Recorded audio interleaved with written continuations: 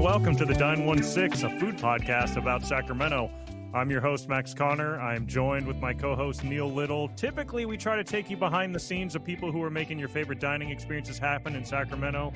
Unfortunately, we had the nightmare of all nightmares that anyone who works in the audio or podcasting world, which is where we had a file, an interview, get completely lost amongst the computer. We're not sure what happened, but today we were supposed to have Polo Adamo on. We talked to him back in January. He's the owner and chef at Adamo's right there on 21st and P near the old press club. Amazing Italian food. So we're hoping to find a time to reschedule with Polo, get him on again. But if you have not tried Adamo's, you should run over there this weekend and check it out. Neil, how you doing? I'm doing good. I feel I'm kind of laughing at our situation. Like, the dog ate my homework, I swear. But it is what it is. Yes, no, definitely go to Adamo's, though. I would argue one of the best Caesar salads in town. Yeah, that's what you said. I haven't tried it yet. I've tried a number of other things that are all phenomenal. I lived around the corner from it for a little while and definitely frequented it when I was able to. So, but yeah, I think we're going to do a little, have a fun little podcast just between us today and kind of a little bit of a getting to know us as well as your food podcasters. Yeah, we're calling this a bonus episode, Get to Know Max and Neill.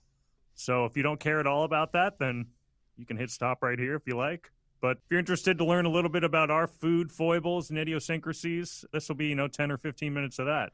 So, Neil, you had some questions for me. I've got some questions for you. Why don't you fire away with your first one? I think we should go one for one. We'll go back and forth. I think that'll be fun that way. So here we go. If you could only eat one cuisine for the rest of your life, what would it be and why? I know I'm going right for the deep end right away on this one. Does whether or not I'm going to gain weight hold any bearing? Are we on a magical island where I can just eat whatever I want and it doesn't matter? We'll go with that. We can do that. Okay. I think I know where you're going with this then, but I will wait to. Gosh. It's tough. I know. It was a mean start. I'm starting with a high heater. I think it would probably be Japanese cuisine now that I think about it, which actually isn't that unhealthy. But I mean, the combination of everything from ramen to Kobe beef to obviously sushi. There's all sorts of, I discovered they have amazing pizza in Japan. So Japanese pizza, that's cheating a little bit. But, what's really sick, though, is my original answer was I kind of never get sick of bad American Chinese food. I was like, that cannot be my answer. I'm not going to make that my answer, but this is where my food spectrum is. I will eat the highest end of good food and enjoy it. I will also happily eat orange chicken from Panda Express and not bat an eye. So, and a double order of orange chicken is actually what I usually go with. I totally understand. I love Panda Express. That is not where I thought you were going to go, though. I thought when you asked about the weight, you were going to go with the Italian side. But, Japanese, that's a good one. I respect it. Again, as we've talked about, just not a big ramen person on my side. I feel like the Japanese kind of do everything well, especially when it comes to food. Yeah. They have the most Michelin-starred restaurants in Japan anywhere outside of France. So, which is kind of sort of cheating, but whatever. Yeah, sure. Wow, that's an awesome fact. That's pretty cool to know. It is, yeah. What's your answer to this one? So this is going to, I have a little bit of a story that goes with it on this one. I would go Greek. Greek, okay. Yeah, I know. Normally when you think Italy, you think Italian food. British, you have your shepherd's pie and thing like that. Japanese, you have sushi and ramen. But in Greece, outside of a gyro, I don't really think of a type of food that they do. And I got the opportunity to go sailing over there with my parents and sister. More than a few years ago. That was 8 years ago. But while we were there, initially what we were eating, it was good, but it didn't really dawn on me until we were about halfway there when, I was eating a fish. I was like, oh, this got caught 25 minutes ago right out of that bay. And it was just freshness and very much what we have here in Northern California, which you can see the geography is very similar with the latitude or longitude. And it's just really, really fresh, good, usually healthy. And I love the Mediterranean kind of flavors and things like that. So the Greek food, while it doesn't one dish doesn't pop into my head, but just the entirety of it all, I could eat Greek the rest of my life. Okay. That makes sense. I like that answer. That's not what you would expect. No, So, and even when I was thinking about it, like I kind of caught myself off guard with that. So, but yeah. what's the food that you're embarrassed to say you don't like? It could be like a cuisine or just a single food item. I don't like mushrooms. And I honestly I do feel kind of bad saying that because it's on so many things. The flavor, like I'm not a truffle person. That earthy, dirty, just kind of whatever that feel is just not something appealing to me. And also the thing with mushrooms, it's also the texture. That spongy, chewy, just not a big fan of. Like, I'll eat a pizza with mushrooms. Sure. You get like a pepperoni and mushroom, like, yeah, cool, I'll eat it, whatever. But it's like, if you're doing like a shiitake mushroom pasta, yeah, I'm good. Yeah, that's fun. That's too funny. Because that's like 1B for me is mushrooms. And I know that there's hundreds of types of mushrooms. I know they all have different flavors and different textures, but I just have never met a mushroom that I loved. There's some mushrooms that are okay. Yeah. But I've never said anything more than that in something with mushrooms. It's like, it's okay. Yeah. So the food for me though is tomatoes. Raw tomatoes specifically.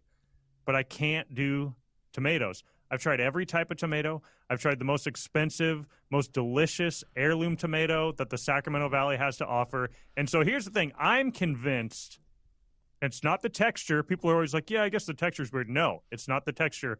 There's a weird taste that comes at the back end of a tomato of any type that to me is foul. And I'm convinced that it might even be one of these genetic enzyme type of things where like the cilantro? Like, yep. Yeah. Or like only certain people can smell asparagus pea. I'm convinced because my dad hates tomatoes too. Yeah, you didn't know that? That's like a thing. Wait, hold on. I have to go to asparagus pea. Hold on. Especially for those of you that watch Ted Lasso, obviously we're going to go there right now. What? So some people don't smell that? No, it's a thing. What? It's like a genetic thing in your nose that they don't have the right receptors to smell it. So some people think their pee doesn't smell when they have asparagus. The truth is, no one's pee doesn't smell when they have asparagus to that person. So yeah, but I don't know. There's a weird taste in tomatoes. Cooked tomatoes, totally fine. Love pasta, Italian food, pizza, everything. Ketchup. You give me a raw, give me a big. I'm not doing a caprese salad. I'm not, I just no. What about a BLT? BLT? No thanks. No, interesting. Okay. It's funny. I don't even like pico de gallo. I love salsa. What's interesting, if it's blended with enough other things, like a fresh salsa, I can do it. But chunky pico de gallo, if I get a burrito, it's no pico. I'm going to douse it in regular salsa, but no pico. So it's funny. Tomatoes have been a slow grower on me. I initially was like you. I didn't like them, but it's like my favorite sandwich is a BLT. I like it along with something, although I did have a restaurant, Josephine. They did a peach and heirloom tomato and burrata salad that I crushed. It was absolutely outstanding. Yeah, but no, I would have agreed with you on tomatoes years ago, but I have become a tomato connoisseur. That's good. I'm proud of you. It's funny is I try every year. Every year I try several tomatoes raw. It's not like something I that appreciate I didn't like you at least trying, like giving it a go. I respect like, that. I know tastes change. I tell my kids that, or I trick them into trying things by telling them that. But yeah. All right, what's your next one? All right. Have you ever had a cooking disaster? What happened and how did you handle it? Cooking disaster. I'm thinking like at home when the dish just was like, nope, we're going to In-N-Out tonight. Yeah. I'm trying to think of a recent one. I'll just go to something. We ended up eating it, but we tried to make. Oh man, I'm not going to remember what they called. So in Japan, they have these like triangles of rice. You can buy them at 7-Eleven, and they're delicious, and they're wrapped in seaweed this special way. They're kind of like what a spam musubi is, but almost bursting out the side in a triangle. I know exactly what you're saying. Like an enclosed triangle wrapped in seaweed, and in the middle they have everything from like salmon with spicy mayo to red some beans. other fish. Sometimes they have red beans. Sometimes they just have like a teriyaki chicken, whatever. So we tried to make those. Couldn't remotely make them into a triangle. We're trying to make them with the kids. Like, we made a bunch of different fillings and made sushi rice. And then we had this bowl of salt water that you use so it doesn't get too sticky on your hands to try to make them. And we ended up like, no matter what we tried to do to make good compact ones, it just ended up being a softball-sized ball of rice with a little bit of fish in the middle that's ended up spilling out the side. You like tried to slap a bunch of pieces of nori around it to keep it together. It was all the kids' plates just ended up with a big mass of rice that nobody ate. My wife and I ate some of it, but it was like an hour and a half of work that was supposed to be fun that just fell apart and was disastrous, and everyone was hungry afterwards. Yeah, so that's the worst part. It wasn't an entire, like, I can't eat this, we're going to In-N-Out, but it was close. Going into it with such high hopes, too. Yeah, that's the hard part, too. I had a breakfast like that. God, but 2 months ago. I don't remember what it was. I was trying to make some little hash brown bowls with a little egg in there on top. And you could, like, I got one of these cool little, like, smart, does a lot of things ovens, so I was following their recipe and whatnot. And I don't know what I did, but when making the hash browns, I tossed in some onion and garlic powder, and I did the wrong ratio of something or other. I took one bite out of the egg and the hash browns that came out, and it just tasted like a garlic powder bomb exploded in my mouth. And it was to the point of I spit it out. I dumped the eggs. I'm like, nope, I'm defeated this morning. Not even gonna try. I'm gonna go find something else. I think I'm gonna go get a smoothie. That's awesome. Yeah, no, it was just the wrong ratios, and God, it was awful. I have yet to use garlic powder since. So not that I use it a lot, but man. It is an active non-ingredient right now in my life. That's funny. I actually, like a couple months ago, I was just making some pastry cream I was going to put on top of a pavlova. Okay. And when I make it, not the fully traditional way where you don't use any cornstarch, the easy way is to add a little bit of cornstarch to the eggs before you temper them so you know it's going to thicken. Yep. But I grabbed a thing of tapioca flour instead of cornstarch because I thought that's what it was. Didn't know. And tapioca, if you've ever had, like, that's what makes mochi, and it makes it very gummy. So I cooked it down, and then when I went to eat, it was like the consistency of thick snot. And I was like, something is not right with this. And then when I poured it out into the sink, it just like, it was like slime where like one glop came out, and then the gravity just caught the rest of it, and it just like hit the sink and just swirled down into the drain like some blobbish creature. Yeah. So that was another recent disaster that I had to fully throw away. I was like, I'm not putting this on this pavlova. I made whipped cream. Yeah. Okay, funny little side topic. Best cream in town, the Devonshire cream at Fox and Goose with their homemade scones. Mm-hmm. Oh, outstanding. Best in town. Sounds delicious. Yep. All right. You've got one meal to impress someone. What are you cooking?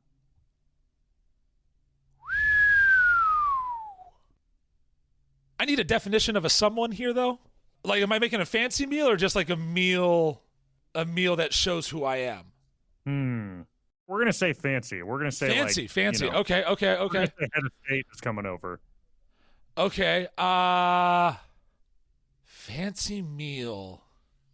I'm probably going to do, obviously using the sous vide because that's how I cook all of my protein. The best way to cook all proteins and vegetables.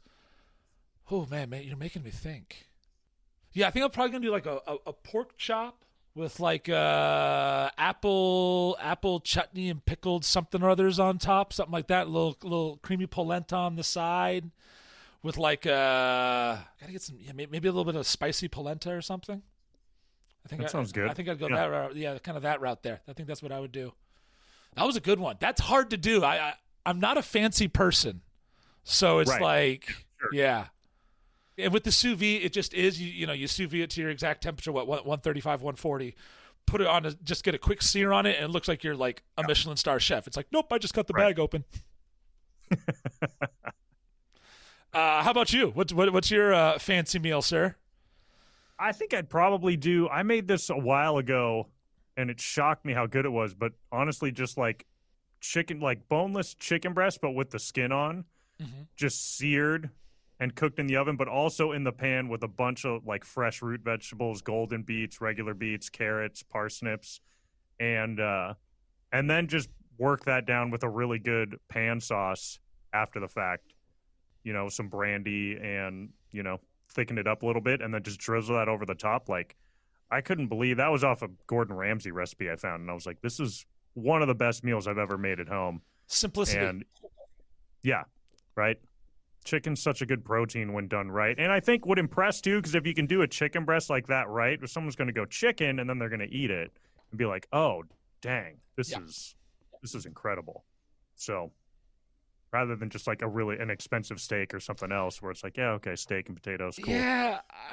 But I'm perfectly I'm okay down with to steak. impressed with the chicken breast. Yeah, absolutely. Yeah, steaks are good, but they're definitely not my go-to. Yeah, sure. Yeah. All right, whose turn is it? Yours or mine? Your turn. My turn.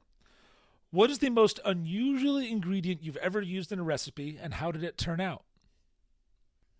Years ago, after I went on a trip to Thailand when I was like 19, and I'd never really had good Thai food before. It was just something we had tons of different food growing up, but for some reason we didn't really go to Thai restaurants.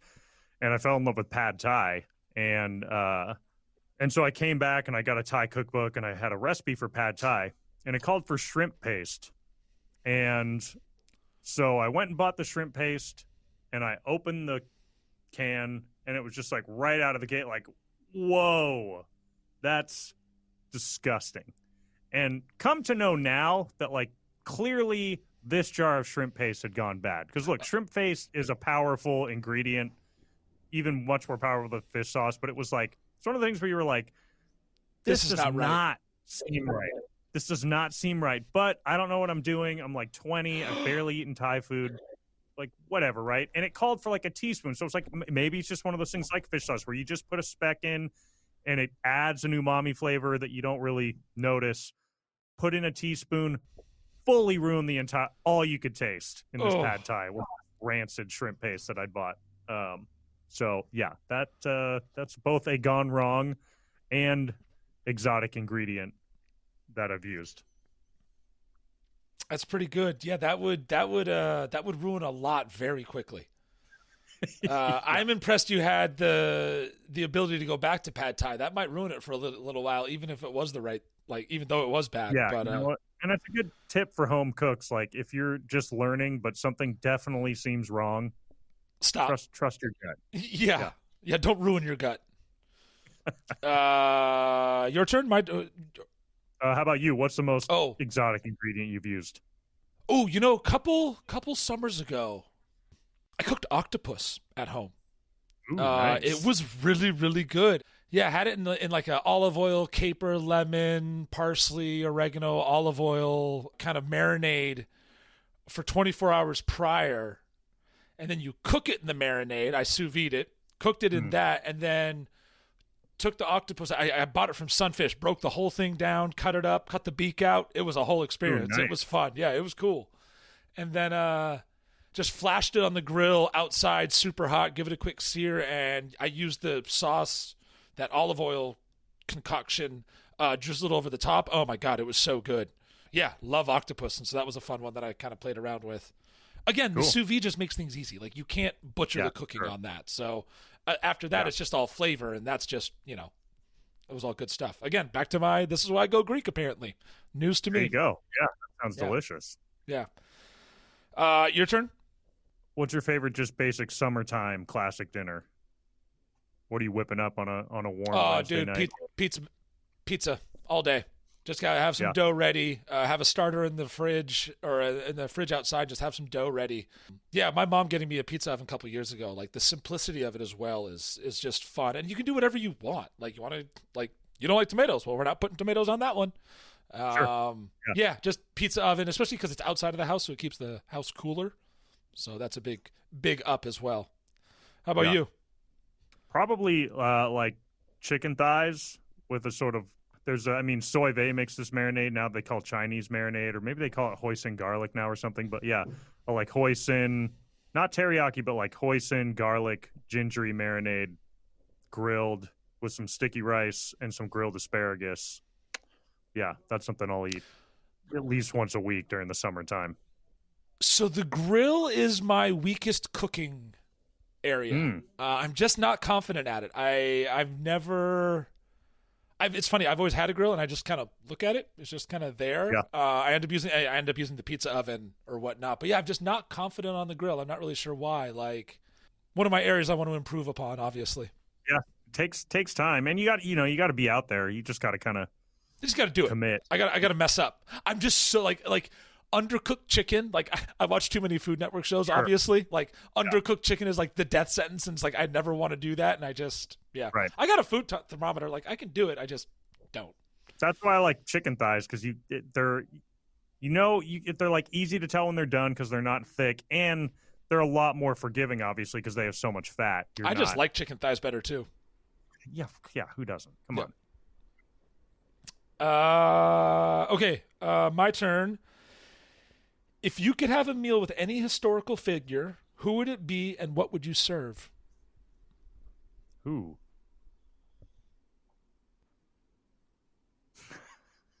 Oh, this is good. This is going to be good. You're chuckling right away. It feels too offensive's the wrong word, but I would be interested to have a meal with Joseph Smith, because the story of the roots of Mormonism, to me, I find fascinating, and I'd love to hear it from the horse's mouth. I'd love to hear how good a salesman that guy was, to find out how he, grew the religion into as big as it is today. So, all religions have, on face value, have really wild, interesting stories. But that one in particular has always interested me, given it's only a couple hundred years old. And obviously it'd be no alcohol, no caffeine, I suppose. And, maybe we'd go out and hunt some quail or pheasant and some roasted potatoes. That's my answer. I don't know why that's the person that popped up. Otherwise, it would be a baseball player, or old baseball broadcaster would probably be number 2. Vin Scully would be number 2. Just sit and listen to Vin Scully talk at dinner time would be pretty spectacular. Just to hear those stories, absolutely. Yeah. He had a good sense of humor too. I mean, I bet if you had him over for dinner and you asked him, he would be willing to do the play-by-play of you cooking dinner in the kitchen, which would be pretty incredible. That would be awesome. Yeah. That's that was a wild one too there. That's a great, I like where you're thinking on that one of the, like, how did you get from here to here? Like, how did you spin this off? Yeah. And make it work? All right. That's cool. Mine is pretty, I take historical in a figurative sense in this one, kind of, but like I would do Anthony Bourdain. Like he was really the, at least of my, at my age, of us in the restaurant industry, the number of nights that ended at somebody's house turning on no reservations and like passing the bottle around, like that, it was almost a ritual kind of sort of thing. And he was just so much a part of like someone we could look up to. Someone that was an idol in our industry that was like almost attainable too. Like he just enjoyed what he did. It wasn't about the stars or the ratings and all that. Like by the time I got to be a part of his existence on no reservations. Right. And for me as well, being the journalism person that I am, like I loved his storytelling and the way he used words and all that kind of stuff. And I think, I'd burger on a beach in LA with him, sitting drinking a beer. I mean, I that would be kind of ideal to me, and just listen. Yeah. It would be more about that one would be more about the listening than the actual food, but yeah. Let's just jump to this. What are the biggest as someone who's been a long time front of house person, what are the biggest no-nos as a restaurant guest? What are things that you just should not do? Let's educate the people out there who have not worked in restaurants. What should you just not do as a guest in a restaurant? Don't order one thing at a time. Like, holy shit. Like, when I'm at your table, everyone be ready. Like, and especially, this happens with drinks a lot. Like, I'll get your drink order. Okay, cool. Anyone else? No? Okay, I'll come back, then I'll drop the drink off. Oh, I'd like this. And it's like, okay, could have said that like 3 minutes ago, but you didn't. That's fine. Like, that one, I'm also a human. Like, don't just, like, give me eye contact. Like, I won't serve you if you're on your phone. I'm just not even going to walk up to your table. If you're not going to pay attention, like, just treat us with respect. Like, we're human beings too. We're not just here to hand you your food while you're doing your businesses at lunch. And we know the menu, like, really, really well. ask us. Like, this is our job too, that we love, that we do and take seriously. Like, we will lead you through an awesome time at this restaurant, but just like treat us with respect. I think that would be the two, which I feel like I hope are really obvious, but sometimes it's not. All right, I was muted there because. Oh, I see now. They are jackhammering directly behind this door. Oh, are they in the studio? Yeah.